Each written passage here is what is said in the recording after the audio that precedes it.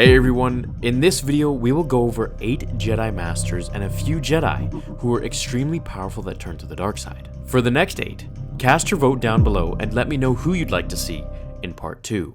I'll first start by saying in the Star Wars universe we have 2 worlds, Legends and the now Disney canon. Since there aren't many Jedi who fell to the dark side in canon, we'll be covering both worlds to leave no stone unturned and make this video more entertaining. We'll first begin with canon Jedi. The first Jedi Master on this list was Count Dooku. The Jedi Council surely took a massive hit when Count Dooku left. Having turned to the dark side after his constant disappointment in the Jedi Council's poor decisions and lack of vision in the Force, he joined Darth Sidious as his apprentice just after his former Padawan, Qui-Gon Jinn, died at the hands of Darth Maul.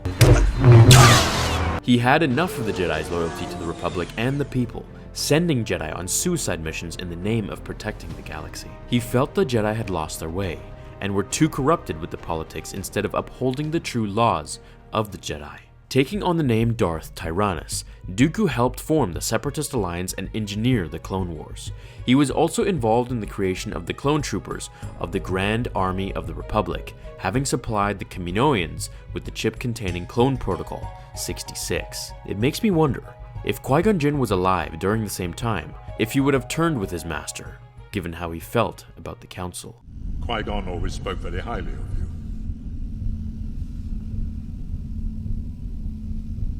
I wish he were still alive. I could use his help right now. The second Jedi Master to turn was Pong Krell, who we saw as a general during the Clone Wars. He had fought in the Battle of Umbara, where he was revealed by the 501st Legion of clone troopers that he was a traitor for serving Count Dooku. He was soon after killed by Dogma, a clone who had intentions to keep him from revealing any of the Republic's military secrets. It makes you wonder though, what if he had escaped and joined Dooku? The third is Quinlan Voss, who was a Jedi Master that questionably joined Count Dooku as his equal, or in other words, how Dooku saw it, as his sidekick to bring down Sidious. It's unclear exactly if he actually turned fully or was merely pretending just to uncover the truth behind the lies. That said, he did some very dark things that caused most of the Jedi to believe his turn. He did, however, spare Obi-Wan and Aayla Secura when he had the chance to kill them. This can be found in the canon comic by Marvel called Dark Disciple, which covers the journey of Asajj Ventress and Voss together, where it explains how Voss turned to the dark side to uncover Palpatine's true identity. This finishes the canon Jedi in this part 1 video. Now, let's move on to Legends characters. The fourth is Luke Skywalker. If we can stamp Luke as a master, in one of my favorite Legends comics by Dark Horse, there was one called Dark Empire. This was where Luke came across Palpatine after Return of the Jedi. The Emperor had transferred his consciousness into clones of himself. Luke ended up turning to the dark side and becoming Palpatine's apprentice, later returning back to the light and killing Sidious, along with all of his cloned bodies. The fifth is Darth Krayt. Crait was one of the few Jedi to survive Order 66, just like Quinlan Voss. After growing weary of the fate of the galaxy following the death of Sidious and Vader, he ventured off into the Outer Rim, only to be seized by an alien race known as the Yuuzhan Vong, who tortured him relentlessly. However, he ended up freeing himself by accepting the dark side and unleashing the full extent of his powers. After which, he proclaimed himself the new Dark Lord of the Sith, breaking the rule of 2 and creating his own new rule of 1. Learning to prolong his life using the dark side of the Force, this allowed him to accumulate knowledge beyond the lifespan of a regular Jedi or Sith. His Force lightning was mastered beyond Palpatine's level, able to literally incinerate his foes, burning them to dust. The sixth Jedi Master to turn is Darth Traya. Now, you may remember her from the Knights of the Old Republic game, particularly the second installment. Traya was a Jedi Master who was exiled for her teachings at the Academy, for causing students to fall and the rest to be killed, setting the events for the first game. She later discovered 2 men who became her Sith apprentices, Darth Sion and Darth Nihilus. With them, she formed and became Dark Lord of a Sith Triangle, intent on destroying the Jedi. She overtook Darth Revan's empire, or rather whatever was left of it. Her Force powers included Force Speed, Force Crush, Lightning, and Force Horror, just to name a few. For those who don't know, Force Horror was like a negative variant of Jedi Mind Trick. The wielder would strike directly at the deepest parts of the target's mind, causing an uncomfortable shaking fear that would wreak havoc with the target's capabilities, causing them to falter in their attack or flee the scene. The 7th is Jedi Exar Kun, the inventor of the dual-bladed lightsaber much before Maul even was born. Like most of the greatest Sith, Exar Kun was first a Jedi.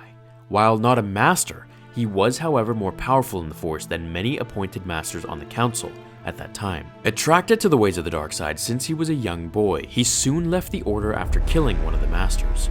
In pursuit of darker teachings, he traveled to the planet Onderon to awaken the spirit of Freedon Nad. He became his apprentice and learned all that he could, wreaking havoc across the galaxy for many years to come. After his death, Luke Skywalker opened his new Jedi temple on top of Kun's burial grounds, causing the Sith ghost to rise and attempt to rip Luke's soul from his body. However, unsuccessful, he was banished back to his tomb. The 8th and final fallen Jedi of our part 1 of this series, Darth Revan. Revan was a Jedi Knight who studied under several Jedi Masters at the Jedi Academy. Later befriending a man named Alec, the two fought in the Mandalorian Wars and eventually left the Jedi Order in a defiance to their wishes. The two fell to the dark side of the Force by the manipulation of Valkorion, also known as the Sith Emperor, an extremely old and powerful Sith Lord. Betraying Revan, Malak fired upon his ship from afar, which luckily didn't kill him.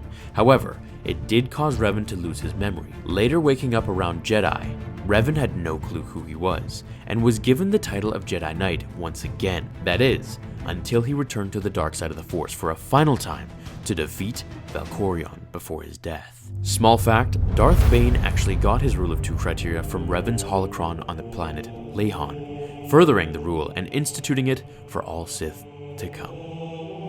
Hey everyone, please let me know the next list of Sith you'd like for me to cover in part 2. I hope you enjoyed this video, and I'll have a very special video for you all coming in the next few days, which has taken a little over 2 months of preparation behind the scenes.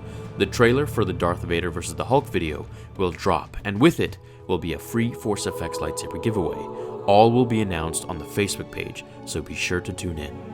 Thank you again for watching, my fellow Jedi and Sith friends. I'll see you all in tomorrow's episode of Star Wars Theory.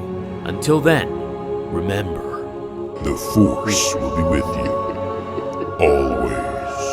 Now, fulfill your destiny.